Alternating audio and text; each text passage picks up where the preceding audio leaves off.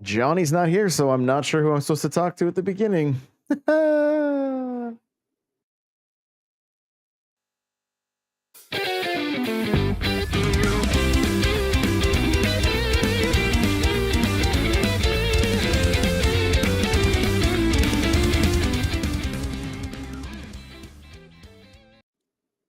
Welcome to another episode of the Nintendo Powercast. I'm your host, N64 Josh.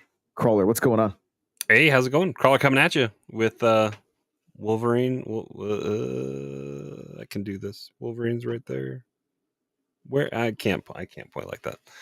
I'm looking in his mirror and it's all that, but Wolverine's up there. Deadpool's right here. Go see the movie. Go do it. No spoilers. Cheesy, how's it going? What's going on, cheese curds?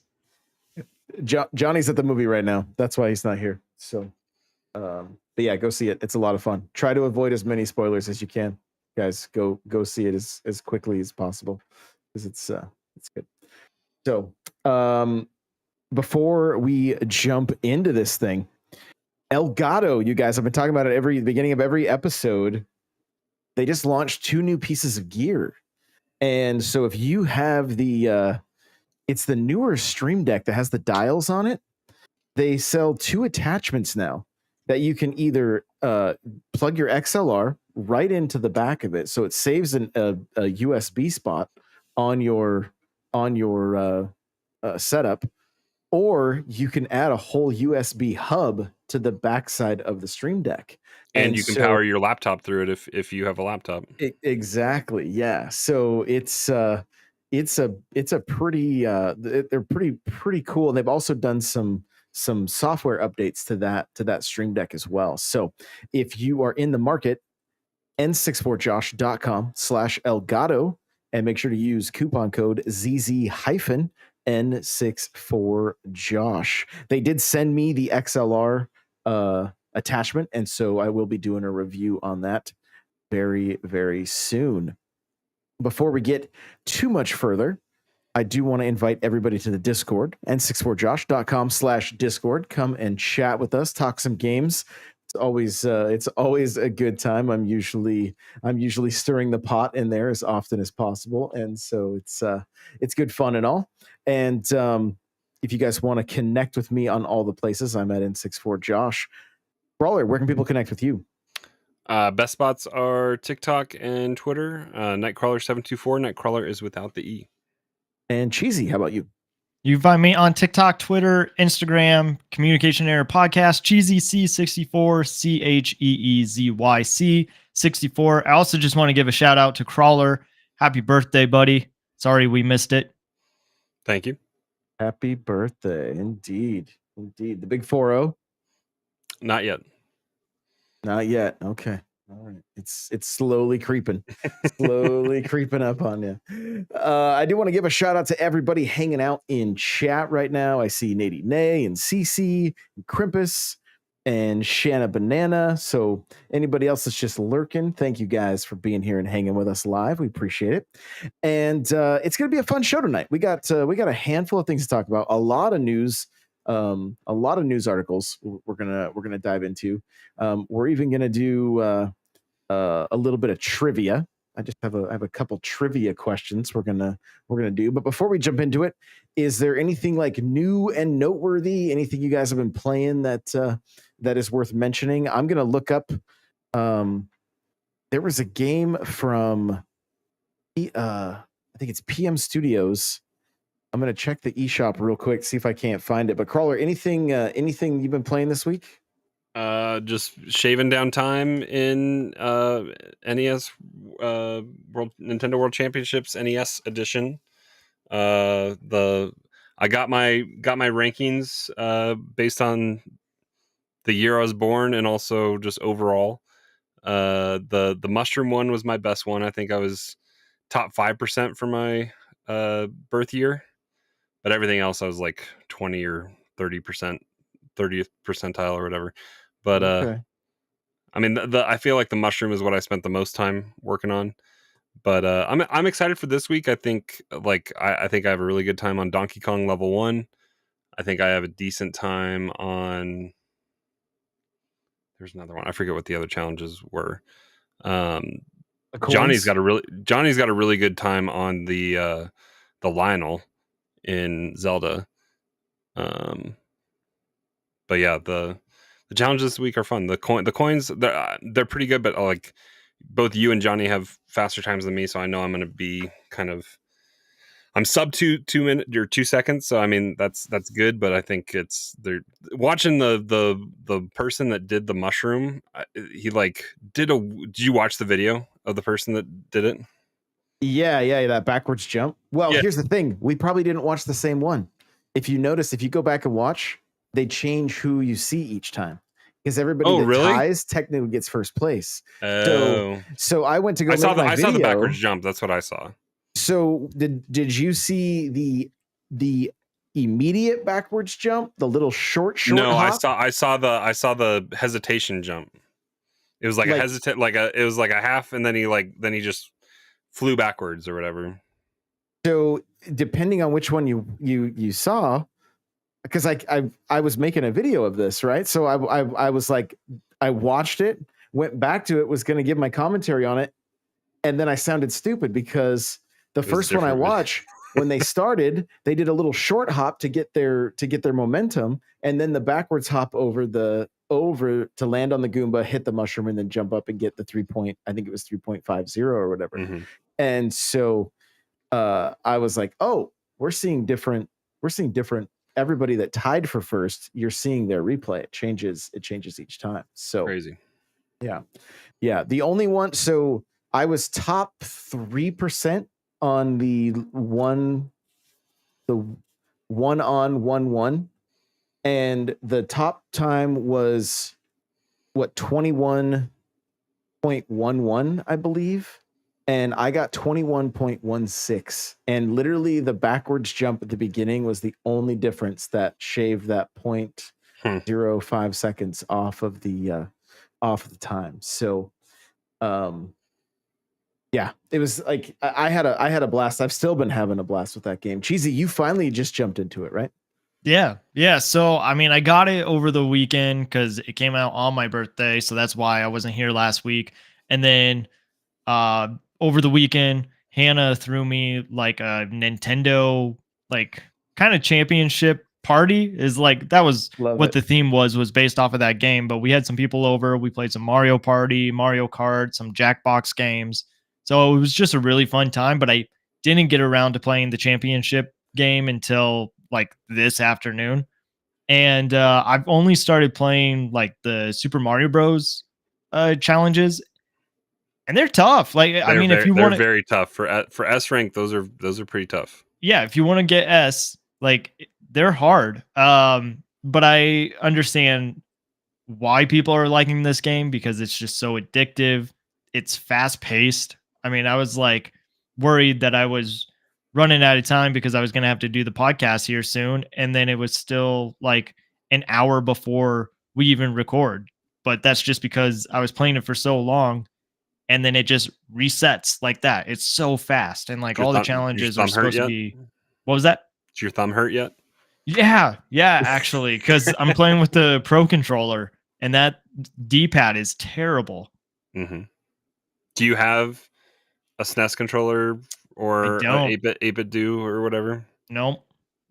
They're worthwhile for this in particular. That's like the only thing that I don't like about the Pro controller. Otherwise, like I think it's the best controller right now. But the D-pad is terrible. That's all I've been playing is with the D-pad on the Pro controller. And it's not I modified my D-pad on my first Pro controller so that the inputs would be more accurate. And but I've been playing with the Monster Hunter. I think the first Monster Hunter Pro controller is what I've been using, and it seems to be doing okay. But I'm the other one, the gold one, yeah. So, but I'm looking forward to playing it with the NES controllers and seeing if I. But I mean the the corners on that D-pad, like the Nintendo thumb is real, and it's real very. I think very quickly. isn't there a tagline in it that says "My thumbs hurt" or something like that? Oh, I believe so. Yeah. And some of those taglines are absolute. I went through and read all of them. Like mom and dad hid my power cord and stuff. Like that happened to me. Like bad grades, my power cord disappeared. So They need. I wonder if they have one that's like don't turn off the system or something like that. I don't think they need did. to. They definitely need to. But that game I was mentioning at the beginning is one that I played PAX 2023, I think. Last year? It might even have been 2022. Actually, I think it was 2022, and it's called Exophobia, and it's $14.99 on the eShop right now.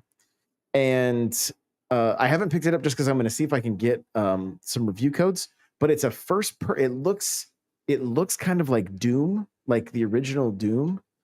It's like pixel first person shooter, but from what I played at the events, so great, like so great. So if I don't end up getting a review copy, I'm going to pick it up. But if you're looking for something to pass the time, the graphics and everything are like they're really really good. And this game's been cooking for a while. They really let this one cook. So I threw the link if you guys want to be able to check it out in the chat as well as in our private chat as well. So it's Exophobia, $14.99, and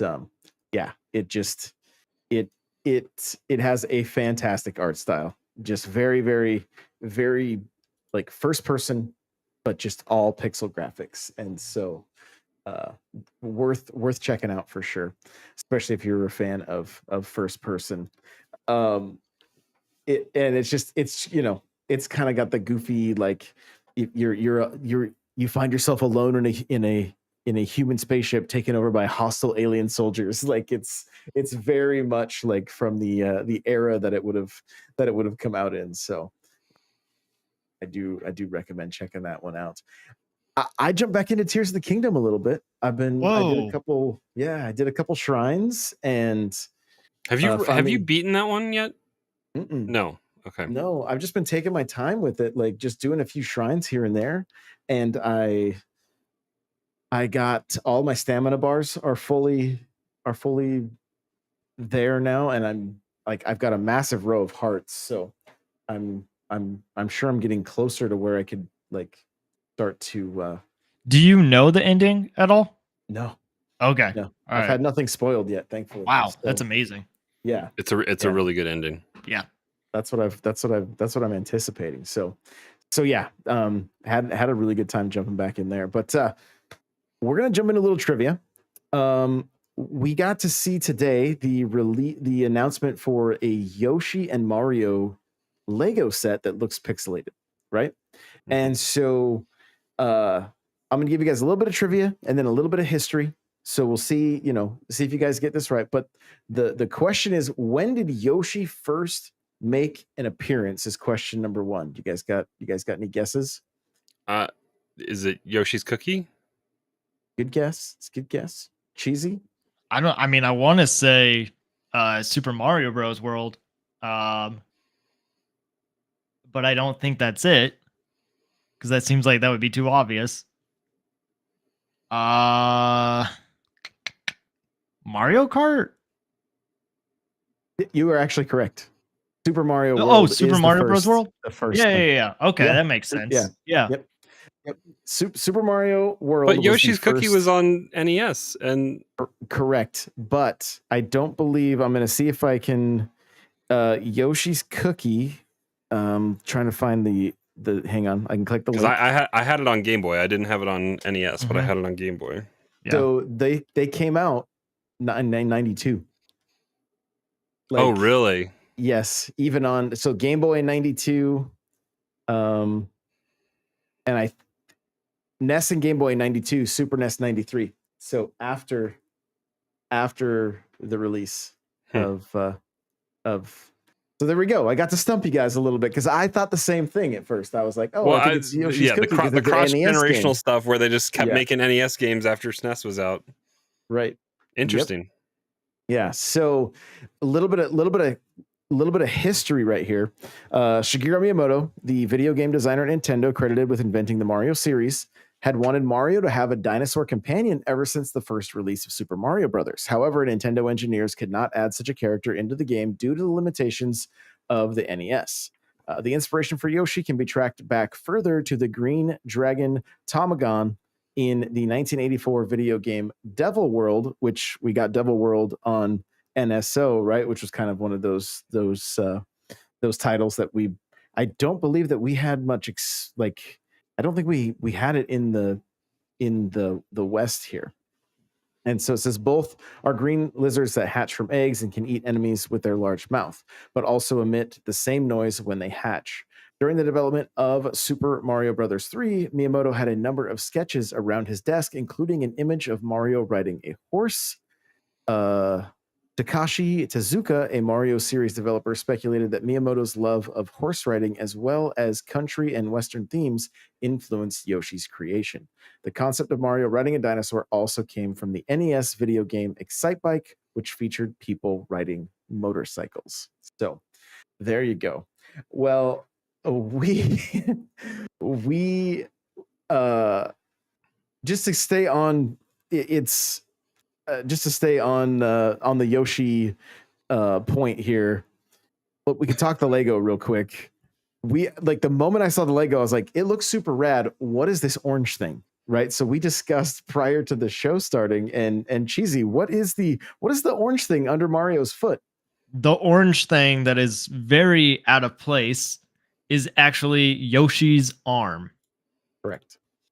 Yeah. It's just, it looks so weird. I know that we talked about like maybe it's his Mario shoe, or maybe it's like a stirrup, like for the saddle, but it's his arm. Right. Yeah. And so we did a little bit of an investigating here just to see like what is going on. And sure enough, if you look at scenes from Super Mario World, you can see the different Yoshis, and their arms do not match their bodies. They're all orange. So it to me, it stood out like a sore thumb. I'm like, this looks out of place. This doesn't, and it moves too. So like when you do the crank, it's gonna move. Mm-hmm. Yep. Yeah. So pretty interesting there. Kind of can transition right into the news. So this thing was announced today. What do you think, Crawler? What do you think of this? This being you and Johnny love your Legos. Yeah, I'm excited for this. I'm excited for how great this actually looks. Like in the pixelated art form. Like I could definitely see Raccoon Tail Mario like off the cover of Mario 3, like being the next thing that they could do. Like they could take a lot of artwork from the world, and it's all just tile pieces, but they added this really cool just technic aspect to it that has the feet do a running animation, the arm swings, and the coolest thing is that the mouth can be closed or open and the tongue comes out. I think that's just the coolest thing. The only thing missing is Mario's not punching Yoshi in the back of the head. every time he opens his mouth. Joey in the chat says Johnny isn't here. Isn't here to say that the Lego, it's the Lego set of the best Mario game world, not 3. So yeah, there you go. But yeah, I think it looks fantastic. I one of the things for me is like looking at this is it would make a great piece just to display, right? Yep. Versus like Bowser is massive, and you got to have the shelf space for it. This could sit out like almost anywhere and be just something that's like don't get me wrong, the Bowser's amazing, it's awesome, but like I really like the way this looks. And one of our topics later on is we're going to be talking about what other kind of Lego sets will be like to see from Nintendo. So moving along in the news here, we're gonna kind of rapid fire some stuff. I got a lot of stuff. So real quick, the Nintendo Live threat culprit. Remember when Nintendo Live was like, they were like, I think it was the one they canceled the Tokyo one. Yeah. Sentenced to a year in prison. And the reason these threats came to be because he kept losing at Splatoon 3. Yep.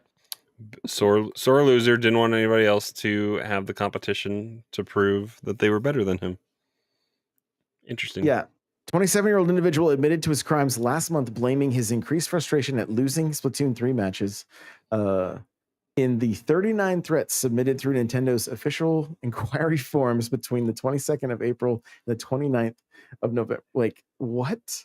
The man threatened to kill everyone involved in the creation of the game and warned the company to be careful about events that had spectators in attendance. Like, because they could sue him for damages for all the time and money that they spent reserving space or whatever. I mean, they could probably go after him. It's hard to say, like, and who knows? Like, not Nintendo's not the company to mess with. I know that much. They got ninjas. Splatoon 3 and Mario Kart 8 Deluxe World Championships, initially set to take place at Nintendo Live Tokyo, were rescheduled for April. Nintendo has since stripped the winners of the Splatoon tournament following evidence of racist behavior from certain members of Team Jackpot. So that was also very messy. Like, Cheesy, you got any insight on this at all? I mean, just I guess good on Nintendo for not allowing that kind of behavior. They also had the team that won was going to have they did have a banner that you could get in Splatoon 3. They're removing that in an update. And so I don't know. I mean, like, good for Nintendo recognizing that, but also, like, just to back up a little bit with the threat that they had, they still put out like concerts for Splatoon 3, and I think they even had like the live orchestra for Tears of the Kingdom or Breath of the Wild. I forget which one it was. And it was very weird because it felt very kind of COVID, like they were performing for nobody. And it was just so sad because that should have been celebrated. There should have been people there, but it's cool that Nintendo still wanted others to see it online, and not just like cancel the whole thing. Adding a little bit, part of the reason Nintendo took it so serious, from the Nintendo Life article here, it says a statement from Nintendo employee was read out this week at this week's court ruling, in which they confessed to being terrified by the threats as it reminded them of the 2019 Kyoto Animation arson attack, in which 36 people died after the culprit had sent similarly threatening letters. So it's part of the reason they took it so serious. So yeah, just wild week for Nintendo. We talked about the Lego set. If you're still playing Pokemon Scarlet and Violet, there is a limited time Pokemon now available, and it's looking like we got Cerebi.net. It's a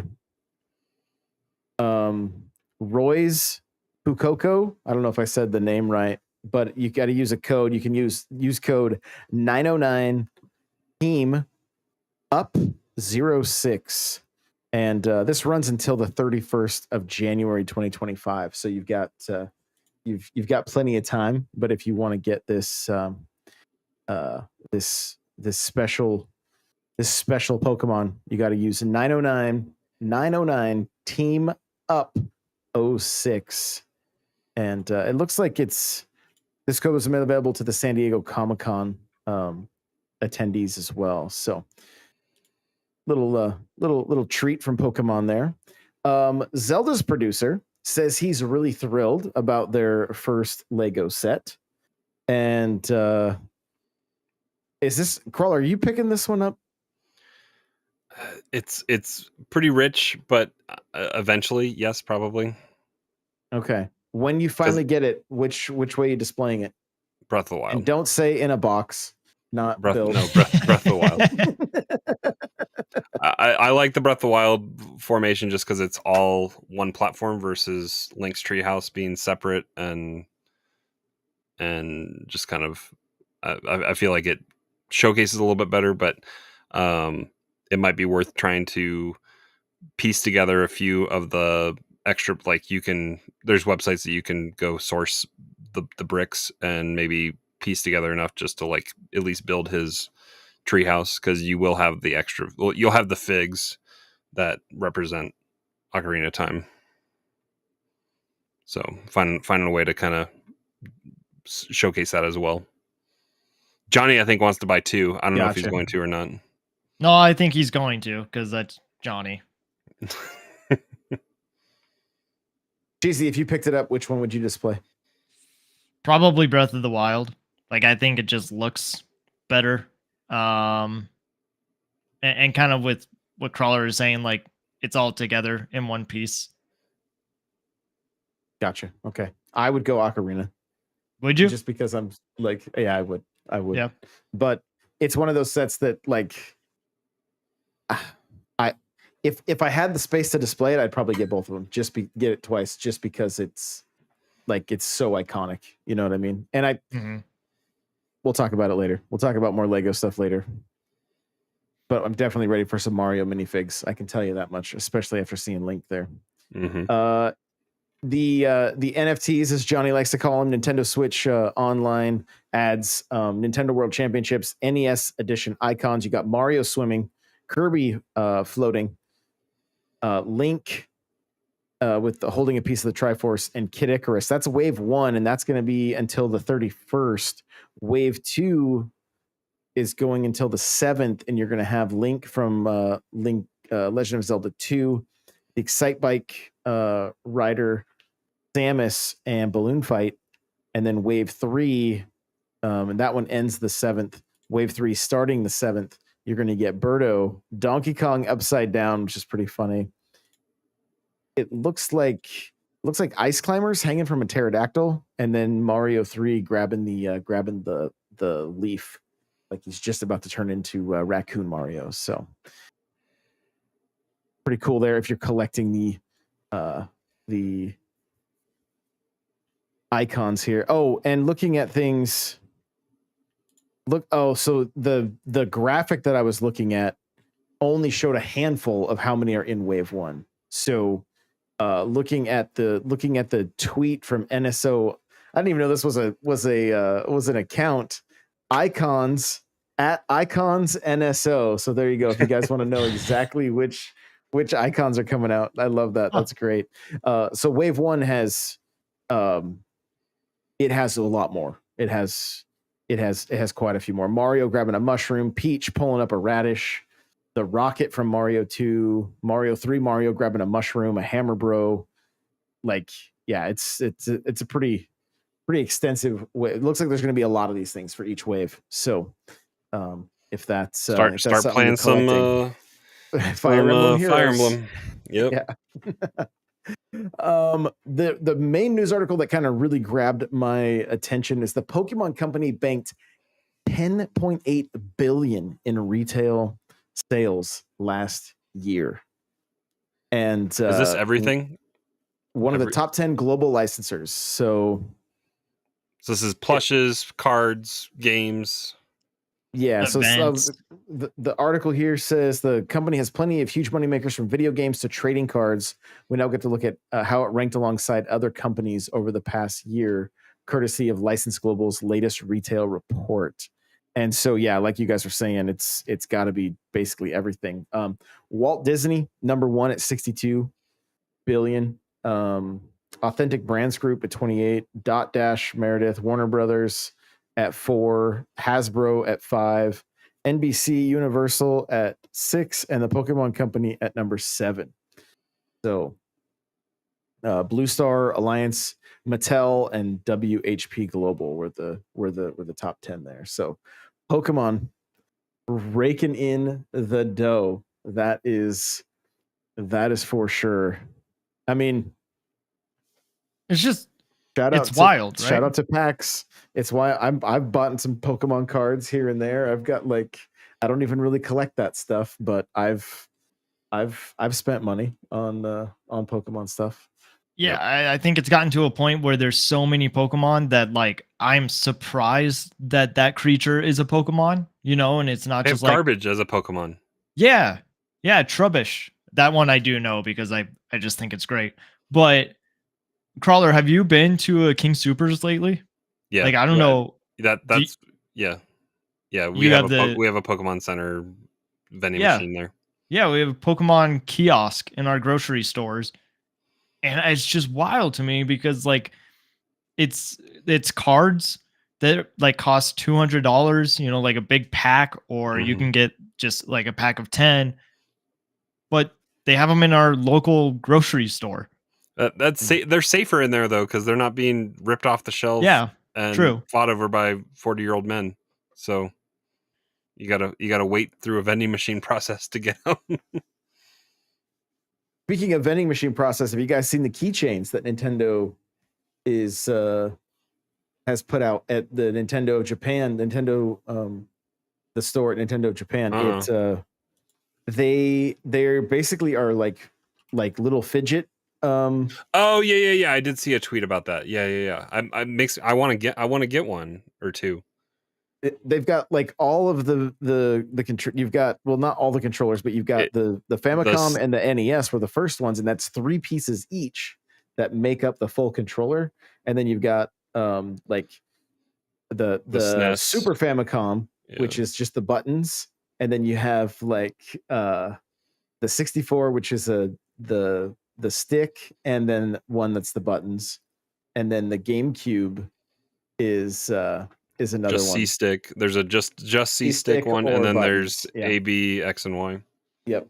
Yeah. So I'm looking at these things going like, I would look like the craziest janitor ever with all of these keychains, like just on the side of my. So I haven't seen the OG like Famicom ones. Like I've only seen the pictures of the Famicom and 64 and GameCube. They have so they NES have and Famicom ones. Yes, okay. NES and this is random. I'm trying to find the article. Nintendo's new button collection toys can be used for real controller repairs. Yep. Oh, they're just like they got the actual stuff in them. You would hope so, I guess, so they have that tactile feel because they're kind of fidgety kind of toys. Trying to see if I can find the it's just got to load in here. Here we go. I'll get you the link from Nintendo Life so you can see all of the. Actually, it's a tweet. Oh, they come out of gotcha machine. Mm-hmm. Yeah, it's out of gotcha machine, and there was quite the line for out the door. Mm-hmm. Yeah, so that sucks. So yeah, it looks like there's a total of 12 different. And I'm sure you can get them on eBay, but I think they're going for a pretty penny right now. I haven't priced them out or anything, but probably a pretty penny, I'm sure. And I mean, seeing the popularity, hopefully they release them everywhere. But there was one other thing I meant to mention. Oh, did you guys play, what is it, Denpa Men or whatever? Like I downloaded it yesterday. Nope. What is this? So remember from the Direct that really strange, like, I want to make sure I'm saying the name correctly here. Like, yeah, the new Denpa Men is it's like they have just like they look like Teletubbies, and then but it's like a free RPG. Oh, and yeah, it's out. So like I don't need that in my life. I was gonna go to the eShop, but then when you described what it was, like, yeah, I don't need that. It's already had 100,000 downloads, and apparently they're getting roasted for some of their translation issues. Like I'm just looking at the article here. So I'm on the eShop right now, and Star Wars Bounty Hunter's coming to Switch, which should be with Boba Fett. Yeah, it's got because wasn't that a rumored Easter egg, and then it never came to fruition, and then Asper put it in. I believe something along those lines. Yeah. So, yeah. So anyway, the new Denpa Men is getting roasted for some of their translation issues and stuff. But I was just curious if you guys, I'm curious if this is going to be a sleeper that people are going to be like, yo, you got to play it. You know, I haven't heard anybody saying that yet, but I'm just curious. That's all. I downloaded it, so I will report back and let you guys know what I think. But well, that does it for the news. Let's jump into our topics. The first one, Cheesy, you weren't here last week. What are your thoughts on Emio and the direction that game is going? Oh man. Okay. So I mean, I think it was great advertising by Nintendo, even though there are people who probably are upset that it is a um crawler's pointing to himself. That is just a novel. Not a novel. What am I trying to say? Sorry. It's a Famicom Detective game. Yeah. And so like that's cool because there hasn't been another one since the NES or since the remakes, I guess. And they did so well that they decided to make a new game. But with the teaser that they showed, like I think everybody was expecting it to be some kind of 3D horror or just seeing what Nintendo is going to do in the direction of a horror game. And then it's not like I'm interested in it to see why they decided to make another Famicom detective game, but at the same time, I'm afraid that I'll fall asleep and it won't be the game for me. But I think it is really cool. I'm curious about the nostalgia factor for some people being a 30-year-old game, basically, or we haven't seen a new one of these games in 30 years. So other than the remakes. So yeah, it is. I do think a lot of us had higher hopes that Nintendo was going to be doing something, maybe taking a little bit bigger of a risk and not leaning into an old IP. Like, and who knows? Hopefully Emio makes it into Smash at some point. That's I mean, that's in all a I'm saying. way, it is kind of a big risk, right? Because they are pulling from one of their older IPs and hoping that it sells well. And I guess on Amazon, it was like the top pre-order that day. Oh, that's saying something then for sure. And it looks like it's coming in at $39.99 and not the full price tag as well. Nope, $50. Is that what you said? Oh, interesting. Well, the first one I clicked on was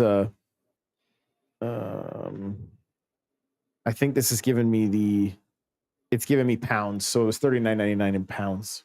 So yeah. I mean, so the teaser trailer that they released like made it seem like dark and gritty, and then you see this on the website, and it's like that's not that scary. Like it looks like Phoenix Wright. Yeah, and I mean, we kind of had it right when we were talking about it last week when we said the leaked ESRB equivalent or whatever in Australia. Like some of it was some dark stuff, but I think we talked through it as a group and kind of came up with the idea that it was going to be a detective game and you were investigating those crimes and not committing those crimes. But yeah, it's a little disappointing that they like everyone was super excited for like this dark, gritty thing, and then we don't really get it. Yeah, and the word I was struggling with is visual novel. I just wanted to get that out there because it was bothering me. I wanted to say graphic novel, which that's not what it is, but like I do think this game may be kind of graphic in that way. So maybe it is kind of a graphic novel at the same time. Yeah. There you go. Well, yeah, I think we're kind of in the same I think we're all kind of in the same boat. Cryptic says I feel Nintendo hyped it up bigger than it was, or creators made it bigger than it was, that the M rating made us view it differently. It's basically a visual novel. Yeah. And I mean, I think we were all so excited about the potential of new IP and M rated and gritty that I think it just had everybody kind of, getting real excited. And Joey Pitt says, do you think Nintendo will see how excited people got thinking it was an M rated horror game? I mean, maybe, but it's really hard to say what, you know, I'm assuming that their decisions to make those kind of games they've got so many other factors that go into it, but who knows, maybe it's something that will be explored. I think either way, if you like it or you're upset, I mean, you can't deny that advertising was great. It built hype. Yeah. Yeah. Yep. Yeah. Yep. There was, like Cryptic said, I feel Nintendo hyped it up bigger than it was. Like, I think we all played a part, especially when they were so cryptic with it. Oh, no Yep. pun intended. Cryptic. And it just, yeah, it really was firing on all cylinders. So we were talking about the Lego that came out. I thought another fun topic would just kind of be like, what other Lego do we want to see from Nintendo? And I think this is something we've kind of talked about in the past, but like, I think seeing the 8-bit stuff or the 16-bit stuff really kind of opened, like, I had not gone that, my mind had not gone that direction thinking about Nintendo Lego sets before. And so honestly, like, even a Nintendo World Championship Lego set that was like building the cart and then building a bunch of the characters that are in each of these games, I think could be pretty fun. And at the same time, like I said at the end of the news segment with the Zelda Lego set, I want Mario minifigs. Like, Yeah. I want more than the terrifying the terrifying Marios and Luigi that you know, if they're not turned, if the eyes are left off, they look like Dead inside. they look like Emio, you know. So what are the Lego sets like? Would a Splatoon Lego set get you to pull the trigger, Cheesy? To pull the trigger, like, I don't know. Lego is so expensive that it's possible, maybe. But I do think that would sell really well, especially if you had figures of the idols. Like if there were minifigs of them, maybe it's their concert venue or specific maps that you could build. I would love to see more from Animal Crossing, and like We're getting more in a week. We're getting What are we getting? KK's concert on the plaza. I think it comes with town hall and a van and KK's concert, and then we're getting Dodo Airlines as well. Okay. I'm thinking more of like the adult sets though, where it would be like the Roost or the museum or something like that. They have a natural history museum. They just gotta give you a what's his name? Blathers minifig to add to it. Yeah. But they had a natural history museum that came out beginning of this year or end of last year. Yeah. Maybe with the new like 16-bit that we have with the Mario and Yoshi, it would be cool to see like Samus's gunship. Yes, with the minifigs. Yeah. Yeah. Or Ridley and Mother Brain, or I mean, yeah. Or Kraid. Cool stuff. Yeah. Yeah. Oh yes. Yeah. Joey says I would love to see a Banjo-Kazooie Lego set. I'd pay hundreds. Cryptic said I would love a Metroid Lego set. We got a big Bowser, so maybe a big Ridley or Kraid would be awesome, or Samus ship. So there we go. Which they've done ships really cool. They have the Milano coming out here pretty soon for Guardians of the Galaxy. There's a good handful of I think it's the Benatar, I think, and then the newer one. They come on nice stands that they've done with the Guardians of the Galaxy ships. They've recently started doing MIDI scale Star Wars ships. So they have the Executor Star Destroyer, they have the Millennium Falcon, the Tantive 4, the Invisible Hand. Like they could do probably MIDI scale like Samus ship or something like that. That would be cool. Oh yeah. Yeah, Crimpus says, what about Game Boy DMG Lego set, like the NES one?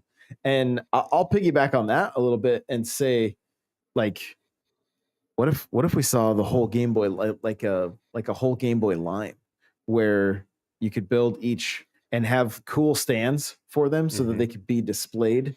I have the Atari set. I need to build it, but they come with Centipede and Adventure and stuff. The carts are a separate build as part of that set. So I mean, they definitely know how to build cartridge, and you build the Super Mario cartridge out of Lego. Right, that's what I was saying with the NES World Championships. You could almost do the gold cart as well if they were to do something or go that route. I'm so nervous. Guys, if you're just listening, he's currently pulling the NES cart. It's got a lever on it, but NES. it's like it's not tilt. It's supposed to like tilt, and I don't want to push it. And like I don't know, it's in there. Yeah, I'm like, oh, we're gonna watch a disaster happen live. I have an example. This is Star Wars has been doing stuff. These are the diorama sets. So if you're watching video, like this is the duel on Death Star 2. But after playing the World Championship stuff that we've been playing, like I did a decent amount of having to fight Bowser, throwing all those axes as you're trying to jump on the big axe in the final boss stage. Like, do a diorama of that, like bridge with the axe, and do a big fig of Bowser, and then a minifig scale Mario, and just have it be. They have clear bricks or whatever for. They could have the axes going through the air, and then Mario jumping, trying to get to the bridge. Maybe they could have it do in multiple stages, so you could have it where the bridge falls away, and I don't know. I think that would be cool. And give us the room right behind with Toad and Peach as well. Yeah, that'd be great. That'd be fantastic. I'd love it. Taking a look here. Cryptic says, since we got more flat designs in Super Mario World, maybe we can get a Paper Mario. Okay.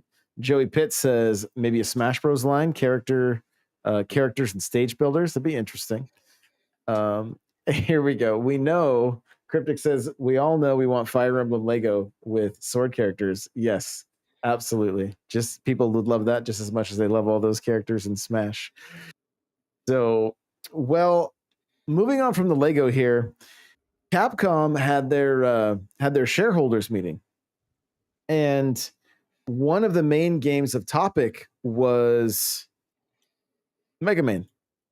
And I thought we could kind of discuss, where does the Mega Man series go? We saw Mega Man 11 make its way to the Switch in, I believe, like 2019, around there, something like that. I could look it up exactly, but it was pre-COVID. I can recollect that, at least, I think. So yeah, you're probably right.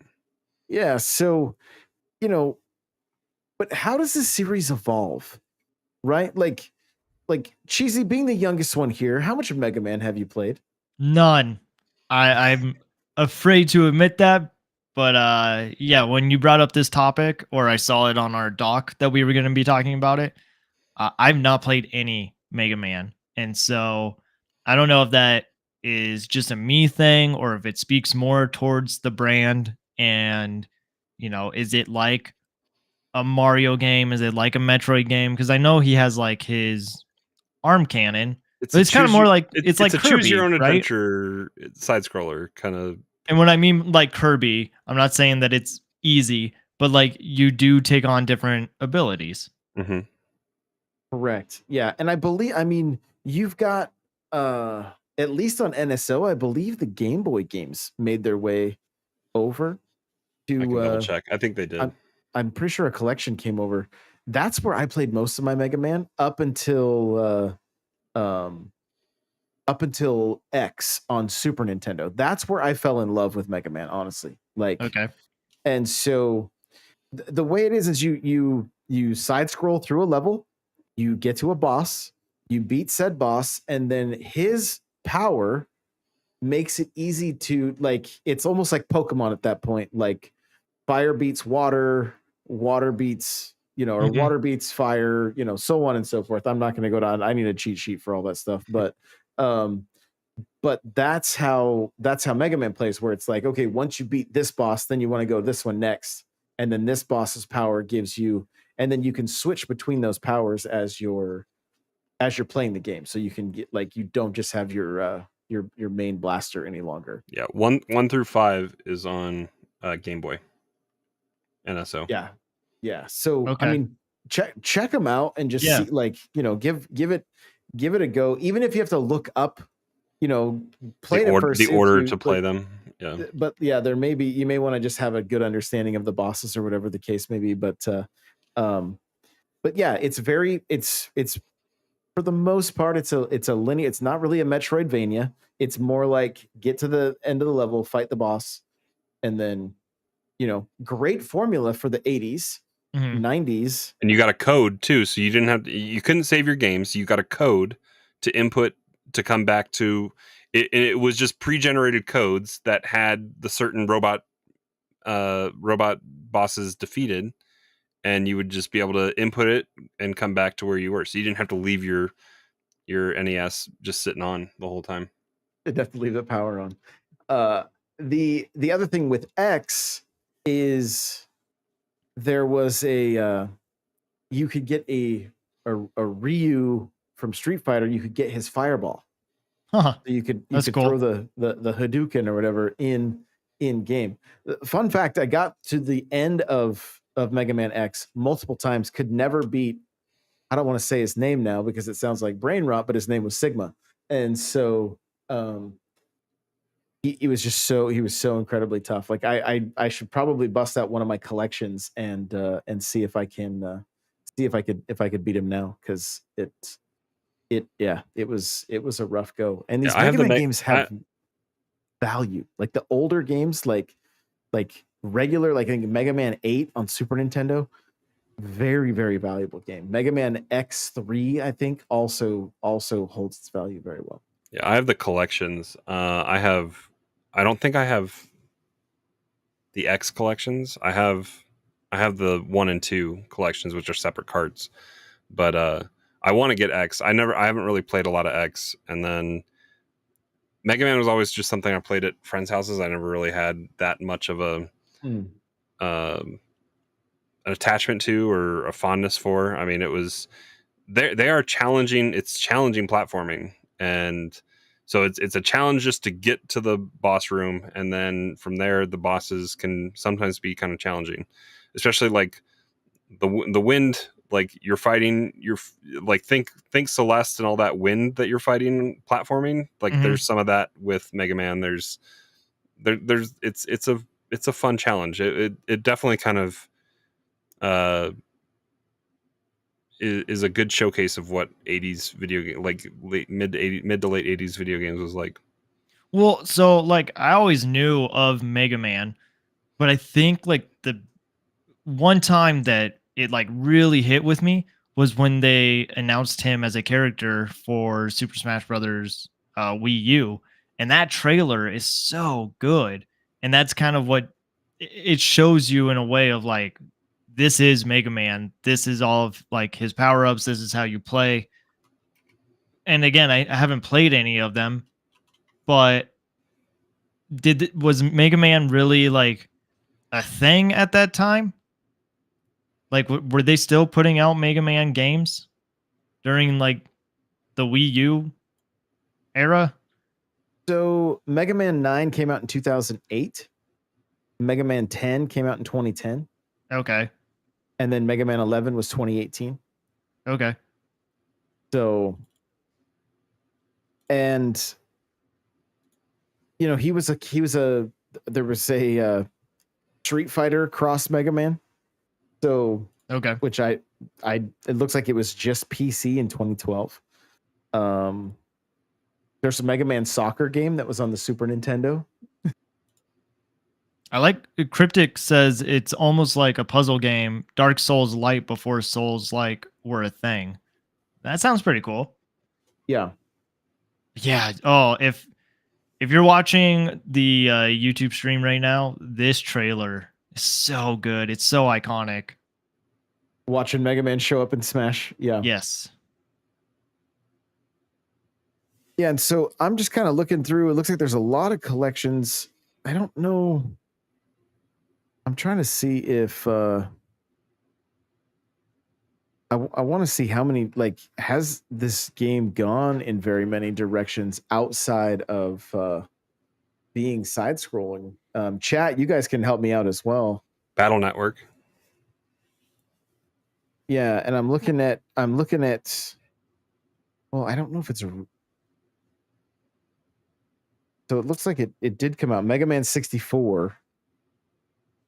And it looks like it was like a every third person game. 64 game was trying to be like Mario 64 a little bit, right? Yeah. Yeah, I'm also seeing Mega Man Legends as well as another one. So there was a PS3 game. So where, like, so obviously, Cheesy, you haven't played it, but like what do you think, what would make you want to jump into a Mega Man game? I mean, I think it's fine if it is a side-scrolling platformer. Um, and I don't know, does it really need to change? What was the quote from the investors meeting? So they just talked about how they're always looking for. I'll look for the quote here, but it's essentially like basically Mega Man's always on their mind. They're not. It's not like he's just. They're always looking for ways to utilize the IP, and so which they did in Monster Hunter, right? They had crossover stuff. Yeah, you could get some crossover stuff for sure. So I think seeing like the 3D model and stuff when we're watching the Smash trailer here, like I wonder what a 3D game would play like now. The reason I started thinking about this is because like I don't, games like Metroid have evolved over time. Right? Like Prime came out and then they went back to the 2D, and I think there's a fondness for 2D again, somewhat like almost like a renaissance, if you will. Like it has kind of, especially with like Mario Wonder, and Dread coming out. Like I think there's a little more fondness towards it. I feel like there was a time there where it was like after the 64 and like the PS1, the PS2 era, like everything was trying to go 3D. But what if it went more like Mario Odyssey, where it was like 3D and then 2D at times? Would that be a little more appealing? And maybe more like an open world where, like, the win boss was over here in this area, but then does it turn to Metroidvania, and does that turn people off? Like, probably you've played the series for a while. Does any of that sound intriguing to you, or is there a direction you'd like to see him go? I mean, there's so much with his abilities that just function better on a 2D plane. I don't know. I mean, do you go Metroid Prime style and put you in the visor? I mean, that might be a little bit better if you wanted to go kind of open, well, not open world, but just more evolve it. I mean, take it off that 2D plane. I feel like you have to be in his head versus, well, I guess Fortnite has shown that like third person kind of controlling can be accurate, I guess. I don't know. They could do kind of whatever they wanted probably and have it be okay. I think 11 underwhelmed a lot of people. I mean, I picked it up, but I don't remember playing a ton of it. The biggest selling point on 11 was a gold amiibo. And that's why I have it for the most part, but I don't know. I mean Capcom has surprised us with what they've done. We're going to talk about roguelikes here in a little bit. I mean, there's enough bosses that it could kind of be unique, and you could have different abilities that you maybe have to defeat those bosses to get that, and then you could have different attacks, but that would kind of lock you into a certain attack for the run. But if they could come up with unique ways to do it and put it on that isometric kind of Hades camera style where you're going into these arenas and maybe take out some of the platforming is such a like part of what that game's DNA is, though. So I don't know. Maybe I don't know. They're better at it than I am, I think. There's a lot of things I think they could do, and it would be unique and cool. As long as it's done well, that's the thing. You don't want something half-assed. I guess I'll just say, like, with Cryptic bringing up how I don't know if he was talking about like Mega Man in general, or if there was a certain Mega Man game that is like a Souls like. I think they could go in that direction even more. And with the success of Another Crab's Treasure, that does have platforming in it, and it's a lot of fun. So if they could figure out how to make that platforming work, but also kind of make it a Souls like, maybe that's the direction that they want to go with it. One of the ways I think Nintendo did so well with Metroid is that when Prime came out, Fusion came out. When Prime 2 came out, Zero, but like around the same time. So you had your 2D Metroid game, like Metroidvania, with these 3D games as well. And I think there could be I especially with the RE engine, like I think they could not only like what we just saw for that Smash trailer, there was an element of grittiness. Yeah, he's real shiny, but there's also kind of an element to grittiness, like throwing that blade and like some of those different weapons, like that there could be a lot of fun to be had in a first person Mega Man. And not, it doesn't need to necessarily turn into like a full-fledged like its own series, but who knows? It done correctly. I mean, Resident Evil went from third person to first person, and I think they've done very well with it. So I don't know. I think there's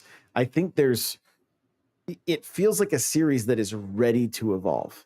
Like, and that doesn't mean necessarily leaving behind its roots, but like maybe exploring a little bit more than what they're doing, because it is a very beloved series. And again, if you've never played some of those 2D games, you got your Switch, you've got 5 games that you can play on the Game Boy. I mean, yeah, I know it's Game Boy. There are probably some Game Boy Color ones in there, so turn the color on just so you get a little I think they were all Game Boy, actually. Well, I think even in the settings, I think you can still like can you go tweak it? Yeah, you can go tweak so you can get a little bit of color that way. Well, our last topic, and this is the one we saved for you, Cheesy, is what kind of a roguelike would you like to see from Nintendo? And this could go multiple directions. It could be a brand new IP with new characters and everything, or it could be something like a Smash version of a roguelike where you have all these different characters and power-ups coming in. It could be something along the lines of uh like my avatar looks like Captain N, right? The old 80s cartoon where it's like he's a character working alongside other Nintendo or other video game characters. And so when you guys think about like games like Hades or the new Turtles Splintered Fate, like what kind of game would you like to see from Nintendo in this genre? So we recently had Splatoon Side Order as a roguelike, and I think they did a really great job with that. But for this genre specifically, I think it would be awesome if we got a new IP. Like, I think we just need a new IP in general. But if they are doing a roguelike, that would be a good way to like celebrate that new IP. Um, I don't know though. Like, would you want it to be like Hades and Ninja Turtles, or would you want it to be something different? I have an idea that it could be like Dead Cells, and it could be Zelda. It could be Link going through, stuck in some kind of weird, just Ganon loop. Ganon loop that he's having to face. And they could go with that. They could go pull from any of the bosses that you faced in any of the Zelda games in any dungeon ever, and have it be randomly generated who you face, and then you're working your way up to Ganon.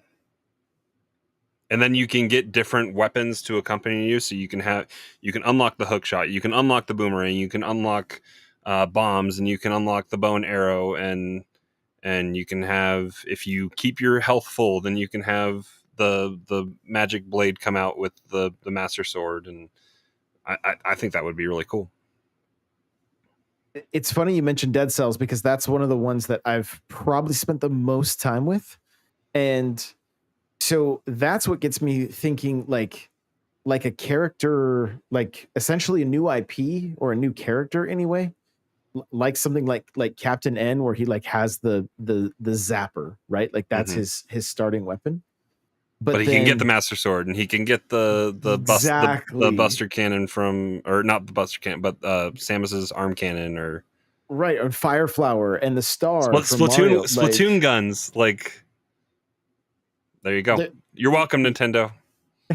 But I mean, there could be some cool stuff there. You mentioning like Splatoon, like to where, like, you know, you spray ink, you turn into a squid, and maybe you can traverse levels a little bit differently then. But then, you know, maybe you get some like Samus power-ups where you can, you know, run super fast and just kind of blow right through walls if you want to, or, you know, super missiles, and like something along those lines, where it's just even the Fire Flower and just being able to throw, you know, and then the multiple enemies that could be like the different enemies from different games, and just thinking about this in the hands of Nintendo, and just how they could make something, you know, so like they would make me want to play this genre more. Yeah. And I think the beauty of this genre too is it's not limited to, I mean, like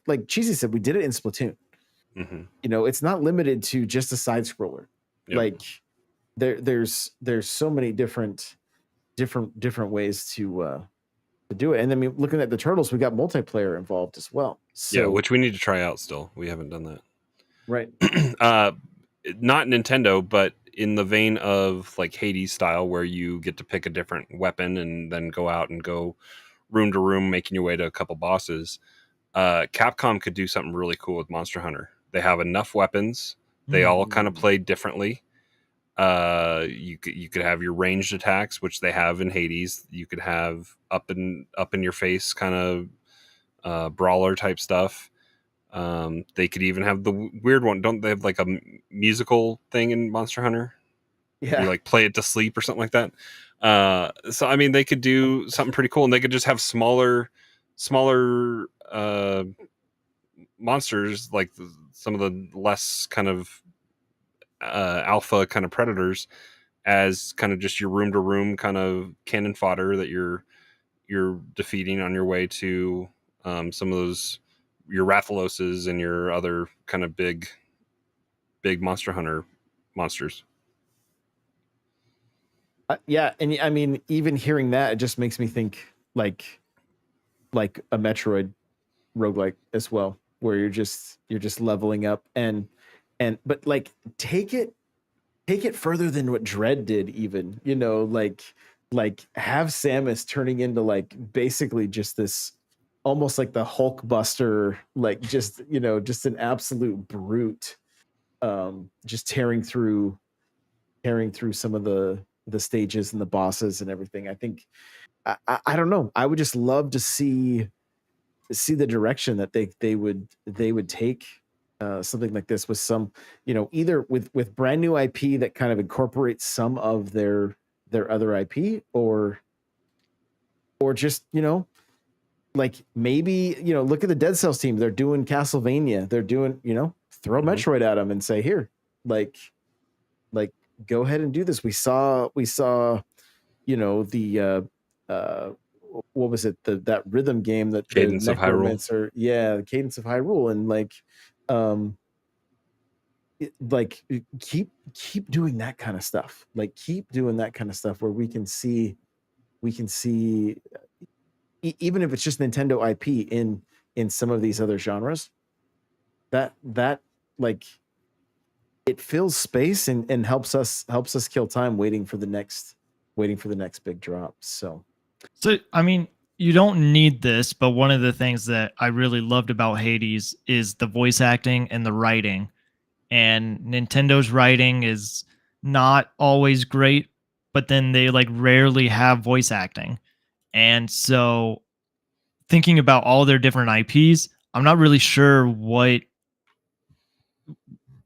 you could use or if you even need that to have a exciting roguelike. Dead Cells Well, doesn't have any voice acting. Yeah, and like I guess Side Order doesn't have any voice acting. It's got some dialogue that goes along with the lore. I think though, like kind of piggybacking off of what Crawler said, if they went the Legend of Zelda route and then bringing champions into the mix to where like that, that would mix things up significantly. Maybe you unlock champions as you go, or however they end up doing it. Like, and I'm thinking somewhere along the lines of like the Warriors game, right, where we were seeing those different characters become playable.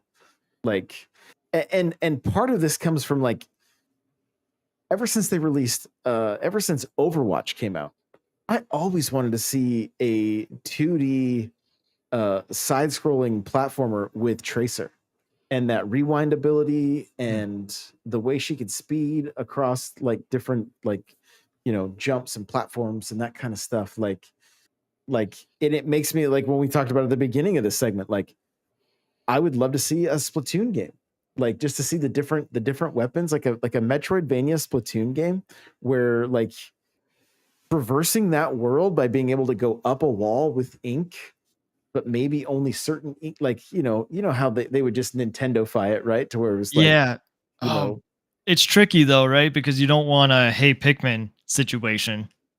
That's true. Yeah.